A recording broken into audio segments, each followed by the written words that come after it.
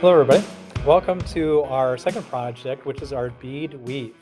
So, in this one, it's taking one of the materials you used before, which are the seed beads, and learning a new way of creating more of this intricate, very delicate kind of feel, kind of a project.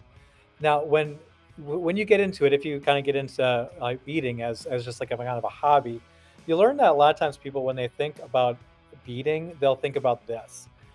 They don't necessarily think about what we have been kind of doing for the last few projects. Um, there's also, as a year three student, you get a small loom, and you'll create kind of a weave, from that. But this is a hand bead weaving, so you'll use something called fire wire. It's like a thin filament, kind of like a fishing wire or fishing line, but it's a much higher quality.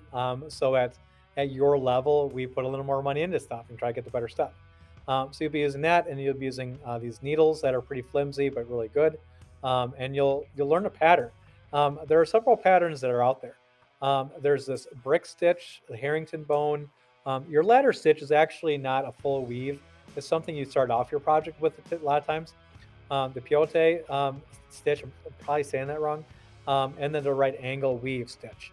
So on your project calendar document, there's going to be a link to somebody online kind of showing you how to do each one of them. And then you decide, and you don't watch the whole thing unless you have the time.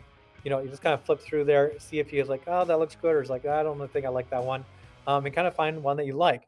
If you don't like any of them, there are a lot that are out there that have weird names like hugs and kisses, and it's some variation typically out of one of these. So if you find one that you like better, than what's here, by all means, just run it by me, and you can. For example, on this worksheet right now, I have some examples of these kind of floral patterns. At some point they have their basis in these other ones, but that's usually kind of like the next level. But if you want to jump into that right away because it might seem easier, even that's fine. Pay attention to the size requirements on this.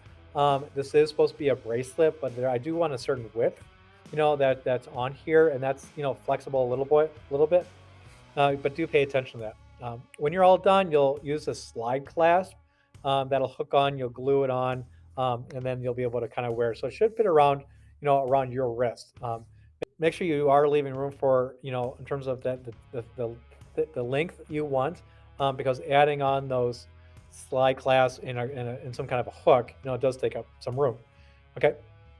Other than that, we are a little limited on our colors. If you have the time and want to drive to Dubuque and go to Hobby Lobby or something like that, and find some more, you're more than welcome to do that. We just kind of work with what you got, kind of thing. So, other than that, good luck on the project, and go ahead and go through those ideas and let me know if you have any questions. Thanks.